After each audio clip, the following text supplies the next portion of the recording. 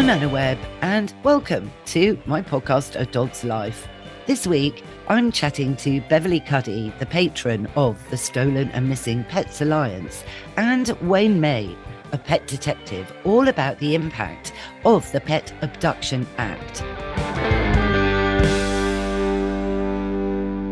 Wayne May and Beverley Cuddy, welcome to A Dog's Life. Thank you for having us. Hiya.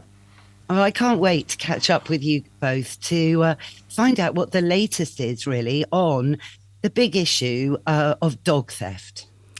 Yeah, well, I think Direct Line have been doing the Freedom of Information requests for 10 years now. And at the beginning, it was hard to believe that it was really a thing. I think we all thought that most of the dogs were just going missing.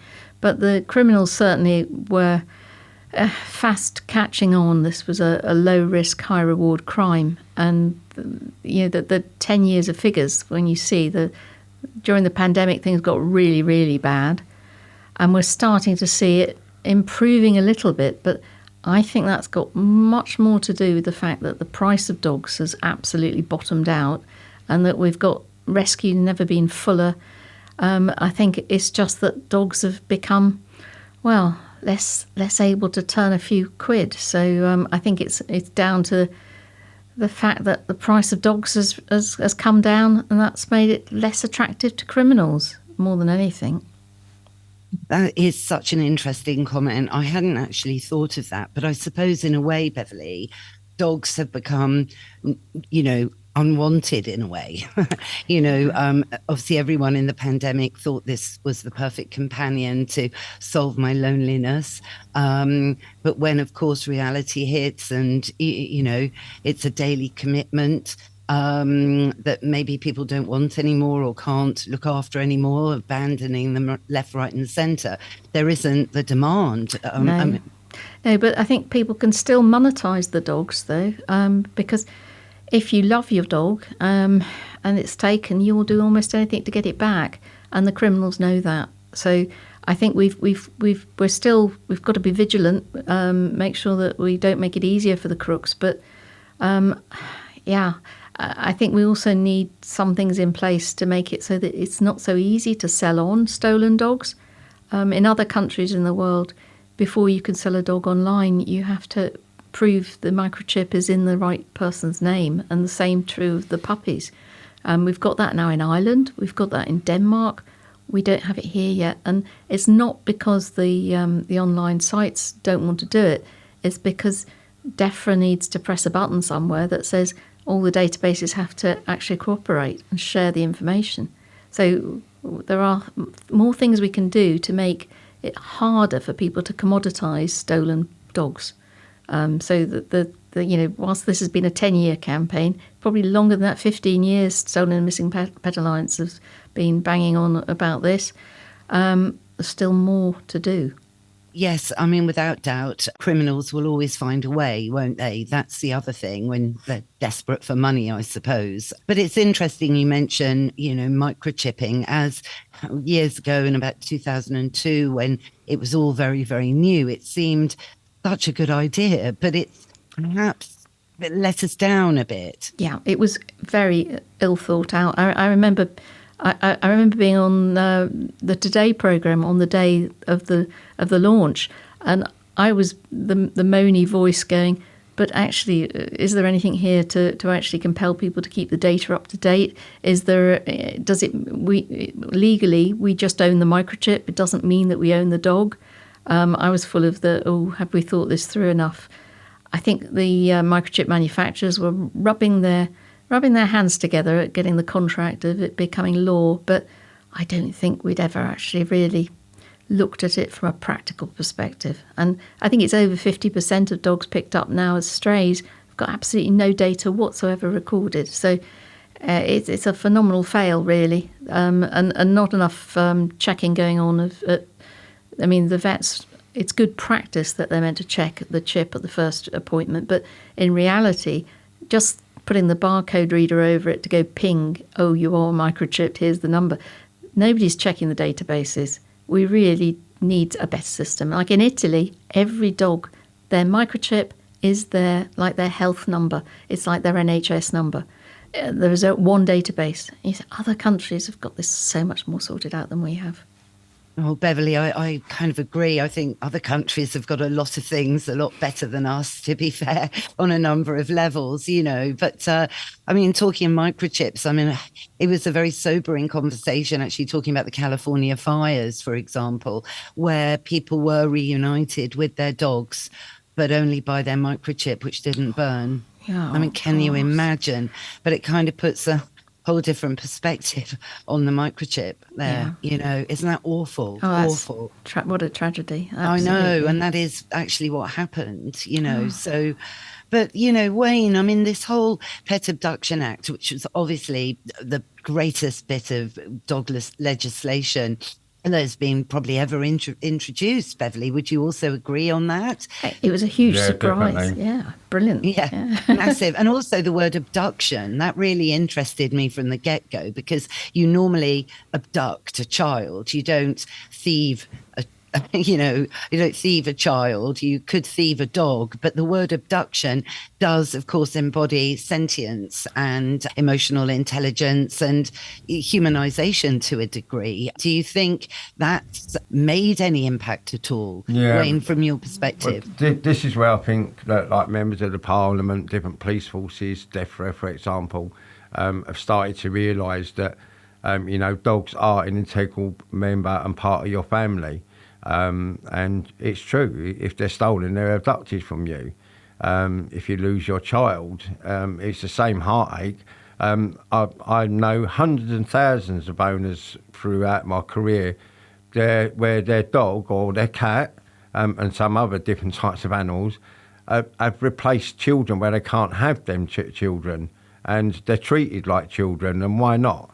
Why not snuggle up on your bed, and why not snuggle up on your sofa and watch TV with you? And why can't I sit there and whinge and moan about my day? And because they sit there and listen till midnight, with no complaints at all. So, but the pet theft abduction bill is correct, and that's how it should be treated. The only fortunate thing is, touch wood, and I'm really hoping that in the last 12 months that there has been a decline in dog theft. We're still getting on average 5 a day. It is still happening. It's still distressing, whether it's one case or 1,000 cases. But there is a decline. It is law now. And we just hope that this improves. People like myself and Beverley and all the other volunteers from every organisation out there, we're going to keep, trying to make it even stiffer penalties and laws and bring people to justice. Yeah, I mean, Beverley mentioned there your dog can still be stolen and there's money to be made in ransoms and the like. But I would have thought that the new act will be a deterrent, because it would be whistleblowing, wouldn't it? Right. So these people would be, potentially risking 5 years in prison by advertising for a ransom. So, but it's, without question, yeah, it's so dreadful. And of course, it was going on, Beverley, and indeed Wayne, dog theft was happening many, many years ago. I mean, a lot of people through the pandemic thought it was a new type of criminal activity, but it's a very nasty thing to do, to take someone's dog, or injure someone's dog. For me, it's almost worse. I mustn't say this really, because the attachment you have with your dog as family members is so different, if not better, really, than a fellow human in many respects, because they never answer you back. They never really disagree with you. And, they don't mind if you're having a bad hair day or your ring light's not on. It really doesn't matter to them. And that's what's so amazing. That's right. Well, if you put it into some real life context, is if you can imagine walking down the road with a stolen British Bulldog worth £4,000, okay, getting stopped by the police, and they recover your dog. One, they got to prove that it was that person that stole the dog, and that person will probably walk away with a caution or slap on the wrist. What would that be if the same person walked down the road with £4,000 worth of Class A drugs in their pocket? They're going to prison. So the reward for stealing your dog for the criminals is much higher and lucrative than it would be from selling Class A. Yeah, but hopefully now at least there's a bit of a penalty. I mean, I agree. I don't think it's stiff enough, but there is a deterrent, which hopefully has, been revealed in figures going down. But for you, Wayne, I mean, as the kind of detective, that's worked on many theft cases, what are the kind of, I suppose symptoms is the wrong word, but how do you see these people working? I mean, for people listening that, are always worried about their dog suddenly going into some bushes and never coming out of the bushes again on a dog walk, which has happened. What do people tend to do? What should people look out for when they're out walking their dogs? Well, for me, there's two sides of dog theft. So you've got the opportunist side of dog theft. So people out doing their general walks and that, if they pop to the shop, please don't leave your dog tied up outside the shop or in your car. You won't do it to your children, and they're part of your family. So please don't do it to your dog. And then there are sides of dog theft where it's absolutely deliberate. It's not opportunist. They're not just come across your dog running loose in the park. They some people, unfortunately and sadly, are targeted for the breed, the value of that dog. And what they do is they steal your dog to breed from, and they earn the money from the puppies and stud fees, etc. Or they'll wait for you to put up a reward, and people go on social media and I'd give millions for my dog to come back, and and rightly so. I'm not going to knock anyone for doing it, but that's what the criminal's also looking for. So even though we're talking about dog theft today, I want to assure everybody it is still quite rare, 5 dogs a day, and everyone's not going to be a victim of dog theft. I don't want anyone to have anxiety or sleepless nights over this, but also bear in mind, be vigilant, make sure your microchip details are up to date, make sure your telephone number's up to date with the microchip details, make sure your home security's up to date and good quality, not just for your dog, for your home belongings and your personal safety as well. The better the quality, the better and the more chance of a conviction. And sadly, if your dog was stolen, then notify the authorities, the council, organisations like Doglost UK, Stolen and Missing Pets Alliance. There's a multitude of people online and on social media that will help you. Regardless of the organisation, we are there to help you. Well, that is so reassuring. I remember when my bull terrier years ago got lost in a wheat field. Lost dogs were amazing, actually, because it was, had she been nicked or was she lost, or, nobody knew. And that's often also when you're out on a walk, that's always the big dilemma that has, in the past, I think, Beverley, stopped people from taking you seriously sometimes. Yeah, I was with somebody this morning who is struggling to get a crime reference number for a dog that has definitely been stolen. Sometimes people just don't take you seriously when you go and report this theft. Also, there is also theft by finding. So your dog may have escaped in the first place, or you might have, there might have been a problem. Your fence went down, or the dog got away from you on a walk. But the person who catches the dog may convince themselves that you didn't love the dog, and then they keep the dog forever. I don't think people realise what you're meant to do when you find a dog, that you really do need to get that dog scanned. You need to tell your dog warden that you've found the dog. After 7 days, you may be able to keep the dog, but you have to own up if you've found the dog. There's also people who then may find a lost dog and then, think money. How can I monetize this? So it can happen to anybody. This is one of those things that I've had a dog go missing for 5 days. I know how it feels. That I'm not sure you'll ever see your dog again. Your life is completely on hold. Nobody can think straight when they're in this zone.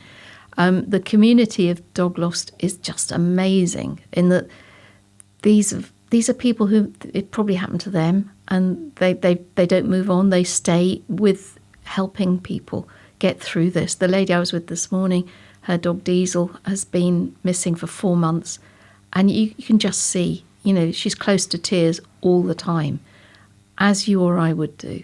and we just need to make it so that the criminals cannot so easily monetize these stolen dogs. If we remove the commercial reason for them to do it, they'll steal inanimate objects again. They'll be pinching the metal off the roof of the church and other things that don't hurt in the same way as taking people's best friends. We never get over this. The campaign's been going 10 years. That we put out a request to find people that have got the long-term lost, and there's so many people who 10 years on are still waiting for news, and that's just heartbreaking. 4 out of 5 people don't get their dogs back, and they never get closure. That's a big figure, isn't it? 4 out of 5. I know recently on the radio show I do with Joe Good, we like to highlight, reunited stories. And there was a lady who was reunited with her Cocker Spaniel after 8 years. Yeah. And the question was, would the dog still remember her? And I was absolutely in conversation. Definitely. Yeah. Because it was something my dad always told me, that dogs never forget. And of course, it's all got to do with their olfactory system as much as anything, that they remember smells. And it took apparently just 1 minute of slight confusion for that dog to know that was my mum after all those years. And that was, I know, and it was a chance microchip scanning, Beverley.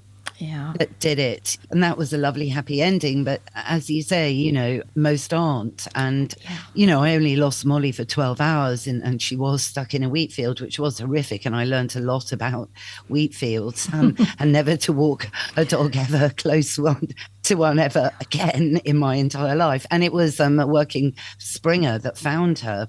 Wow. I know. And that was amazing to see that dog work in a real life situation, springing so high and could see where she'd press the wheat down. She'd spent 12 hours treading the wheat, to make a circle that only the dog knew what to be looking for and could see. It was utterly mad, actually. Yeah. But that's, again, dogs are so amazing. And that's how they help with search and rescue, of course, where we can't as well, And that's the thing now with the communities that are around.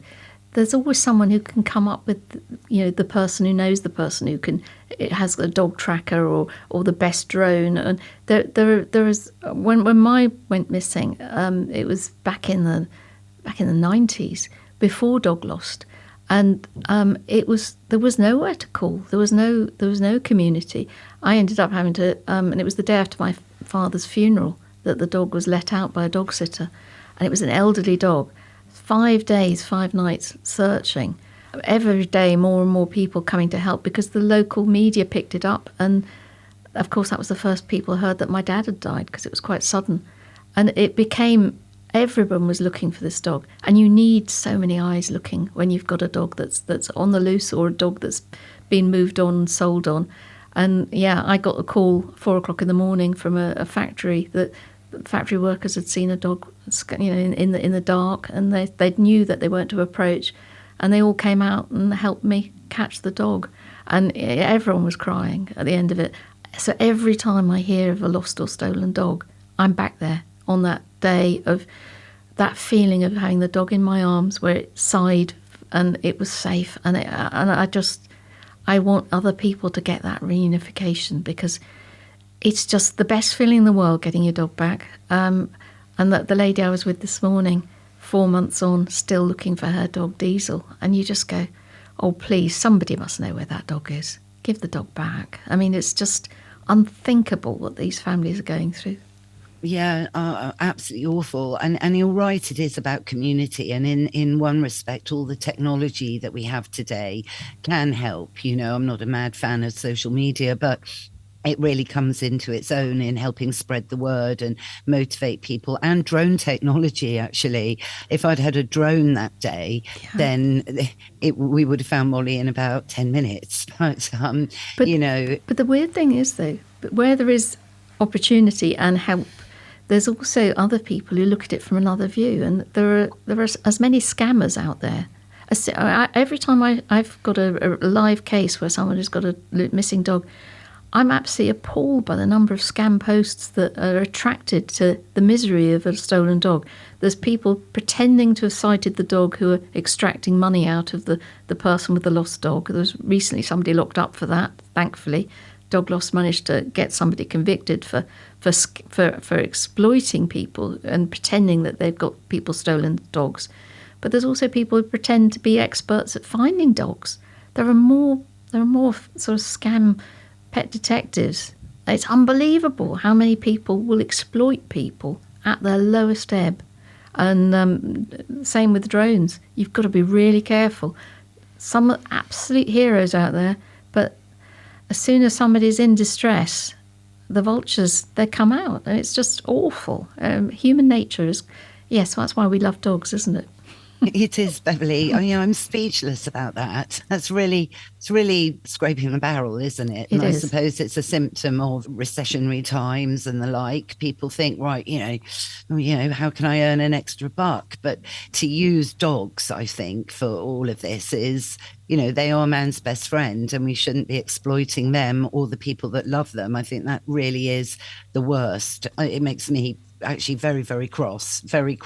Yeah. But what do you think the future is, Beverley? I mean, something, going back to the internet, something that, I'm very upset about really is being able to buy and sell dogs on what I call doggy eBay, because that, of course, must be a criminal's dream. And in a way it is, because look at puppy farms, Beverley. Yeah. I mean, I know going off subject slightly with that, but, if puppy farming could be stopped, then less people could have dogs, and then they wouldn't be stolen, and it could resolve it all. Well, dog theft absolutely is linked with puppy farms, because all of the spaniels, all of the poodles that were stolen as young dogs, without paperwork, they couldn't sell them as 100% Cocker Spaniels or 100% poodles. But as soon as you blend them, you don't need the paperwork.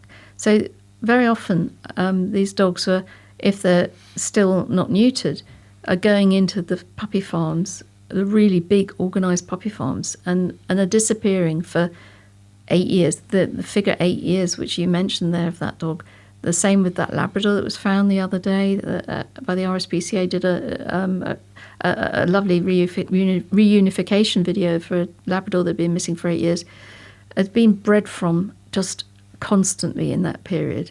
These dogs are being used as breeding slaves, and people are buying them online without any idea of the provenance.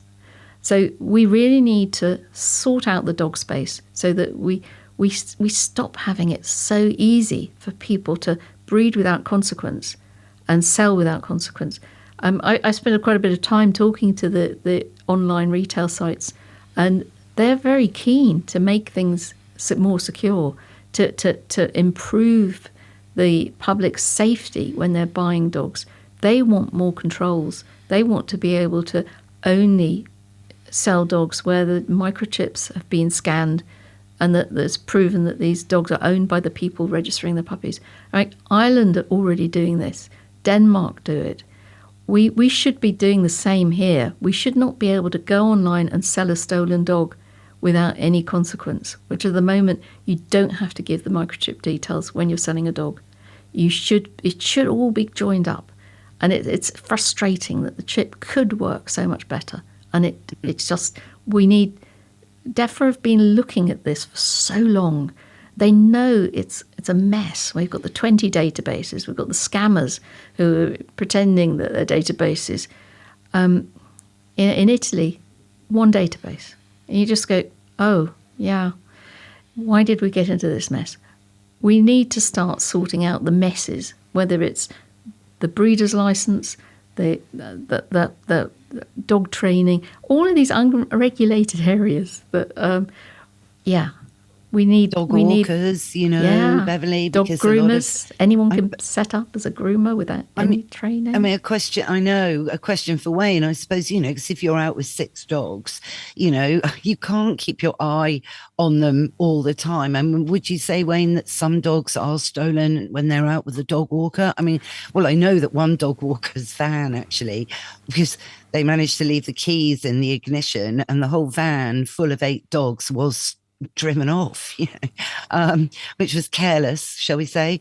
Can you imagine being that dog walker? Can you imagine ringing those owners? I mean, you can't make it up. I mean, that hit headline news. It was a few years ago, Beverley, you must remember it. But, there's a lot, as you say, Beverley, I mean, Wayne, from your perspective, what are the key messes in the dog world at the moment? Because I'm liking this aspect of the conversation, because I believe it's all a mess at the moment. I think it's all a mess. Probably everything that Beverley's just said, to be honest. Yeah. But it's like I'm regulated dog walkers. I get a call at least once every single month without fail. A dog walker has either lost or had one of their dogs stolen. And we very rarely, seldom recover dogs that have been stolen from dog walkers. I don't know why. I don't know if it's because they go out of area to walk the dogs, and the dogs generally go missing, or they were stolen. I've had in my area last year we had a whole van load of dogs stolen. I think it was stolen for the van, but inadvertently the dogs were in the back of the van, and all dogs were recovered on that occasion by the police. But there's so many legislations that we've got that either need tweaking or tightening up because they're just not fit for purpose. A lot of our laws in the UK are archaic. And when it comes to animal welfare laws and dog laws, unfortunately, our laws are archaic there as well. Yes, gosh. Well, I think, again, it's all just been this boom, would you say, Beverley? I mean, we know that puppy farming has been around for a very long time. It's very cruel. But you see, you mentioned Ireland are doing it. I'm interested to hear that, like, doing what? I work with an organisation called Dog Advocacy Ireland that are all about advocating health and welfare for dogs, and, of course, stopping these puppy farmers who are licensed. They are given a license. They're not illegal. They are allowed to trade. And I believe the money that's brought in from these people to government in tax is something like 200 million euros a year. So, what is going on? Yeah, I think that in a way I was super surprised that Ireland was ahead of the curve on online selling. But I think that probably is not. There's lots of other things that are wrong. But it just shows that the same with there's the signing of the equivalent of the Human Rights Act only for dogs. Every country in Europe signed it apart from us. We really are very, very behind the curve. But I think it shows that in Ireland, they really do respect the chip more. And I think they were on the cusp of bringing something in, and it didn't quite go ahead, of a new way of doing microchipping. And I think Switzerland are looking at it at the moment. There's a big push to make microchips work better. And it's more probably driven by public safety with regard to health. Because if we had a better chipping system, when we get to the ports where dogs are coming in and out of countries, there would be better checks to make sure that they were actually properly vaccinated and that the actual chip is related to the medical records. So at the moment, we're really vulnerable on all ports at the moment where people aren't checking the paperwork. But in other countries in Europe, they're getting a bit more assertive on this. They really do want to be able to verify that dog has had that rabies jab or whatever test is the one that they're most interested in at the moment. There's an awful lot needs to change on animal welfare in every respect. And Ireland is puppy farm central. It has to be said. I mean, it is a great economic boom for people. That's the problem, is that there's a lot of money in this industry. It's very difficult to dissuade people from trading in such a lucrative area. We really need the general public to change their buying behaviour. We need them to, the new generation that is so woke and so good about food, where it's been and caring about the environment. We need them to ask the questions as to where has their puppy come from. But at the moment, people are buying puppies online without knowing what the rest of the family is doing. And we need to change that. We really need people to understand that you should only buy from people you trust, and you should only rescue from people you trust.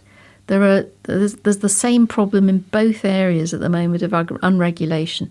There are people who aren't rescues pretending to be rescues. There's tourism in rescue where people are importing dogs that have never been pets and charging eye-watering sums for these dogs. And the public fall in love with a photo, whether it's online as a puppy or online as a rescue. And that's it. Our brains turn to mush, and logical people do illogical things. And it puts the dog in a vulnerable position. We need more things in place, more checks and balances to protect the dog for the future.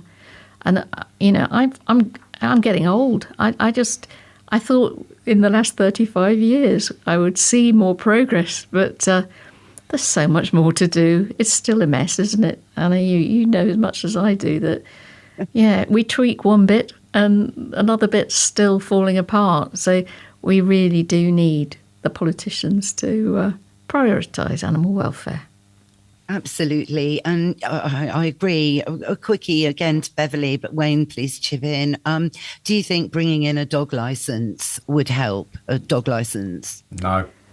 That was quick, wasn't it? No. Assertive. Who's going to police it? Because who's policing the current laws we got now? But if it could be tied into a microchip, I don't know, could it sort the wheat from the chaff? I mean, I believe in Switzerland, Beverley, a dog licence is an eye-watering amount of money every year. Now, that would stop people owning a dog. Yeah, but I think it would stop, nice people owning a dog. All the people who don't buy, don't MOT their car are going to still have dogs. What you'll have is just punish the good. I think it's a very good idea to look at other countries that are doing things better and learn from them.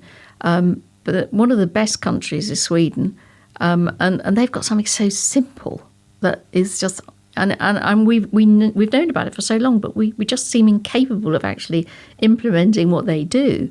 They have something where every dog that's bought has a 3-year warranty. I mean, it's just their consumer law, and that means if you breed a dog. And you sell the puppies, anything goes wrong with that in 3 years, you're like John Lewis. You have to sort it out. It doesn't matter what you did, what was wrong.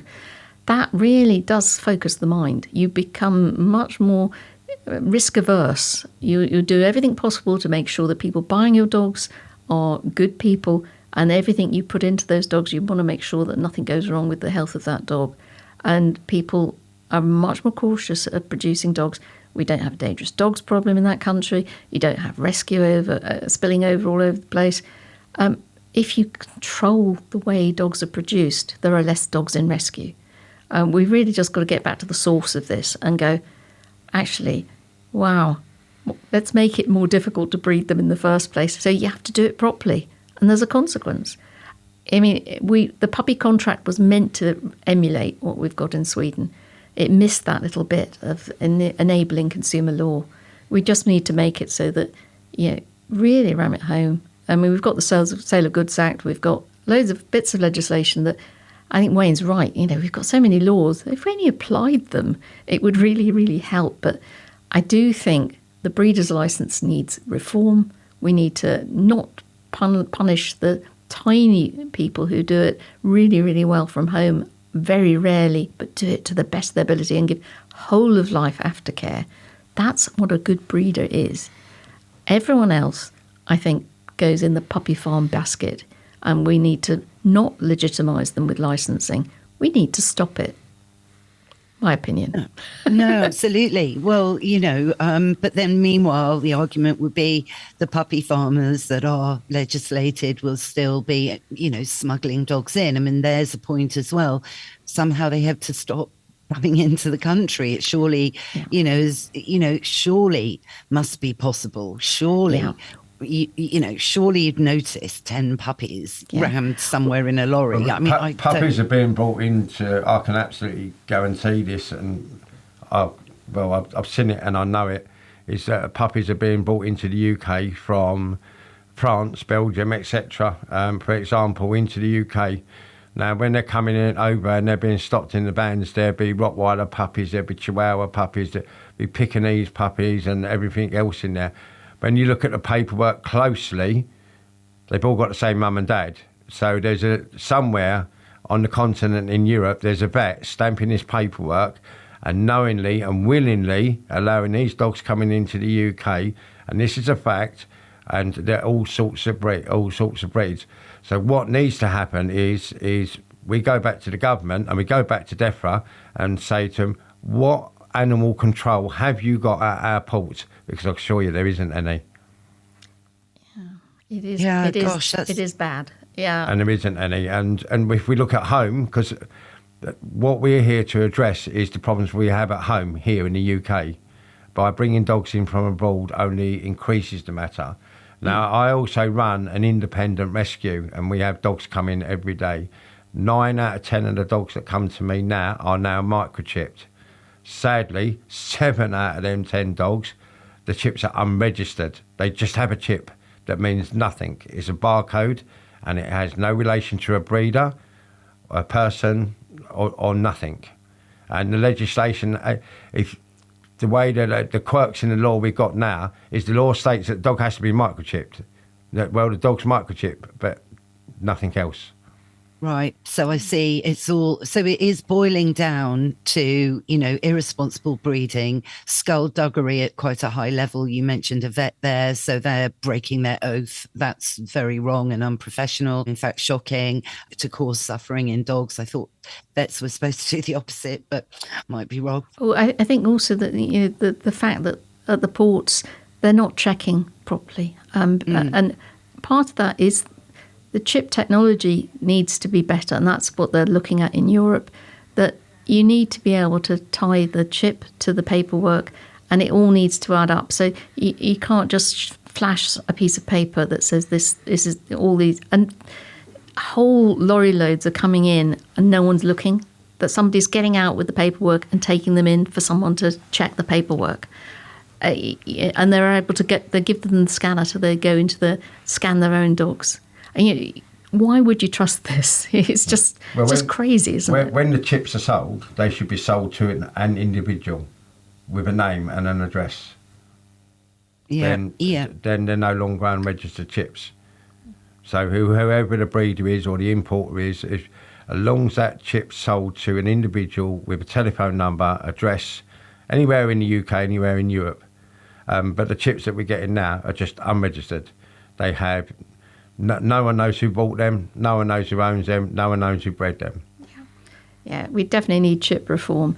And when it was first brought in, David Cameron brought the chip in the first place, it was always meant to record forever the breeder's details, because it was brought in for Dangerous Dogs Act, and it was meant to show, should in the future a dog do something terrible, the breeder would be held to account. But that field is never filled in, hardly ever. And it should be like a logbook that you can trace every dog's history forever. And you should be able to see all the owners in there. We just need the chip to do the job it was intended to do. It will certainly be, it won't solve all the problems, but it will start to help. And if we get the database and the online retailers checking the chips, and the chips get used, we start to make it so that provenance will be something that is traceable.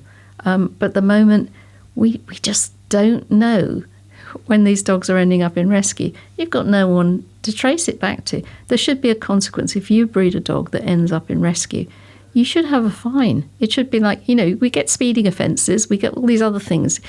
We should be paying extra council tax or something to pay for the mess we created if we produced a litter that's ended up costing the local authority money.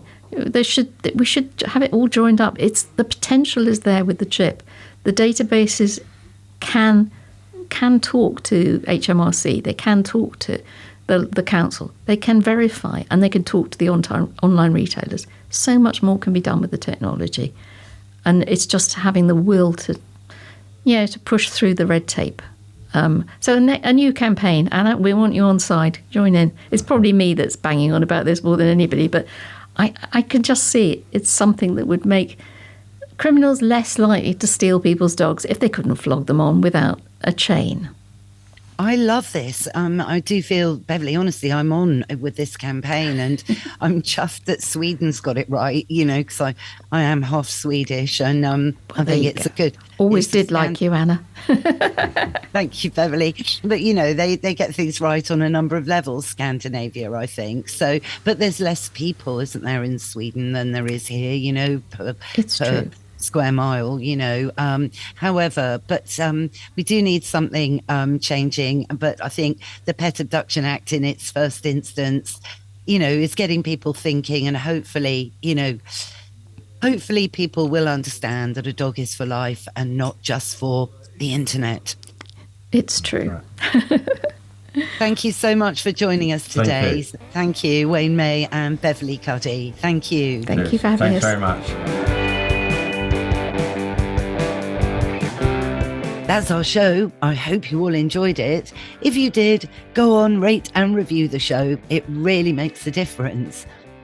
Find out more about the Pet Abduction Act and Beverley Cuddy and Wayne May in all the links below.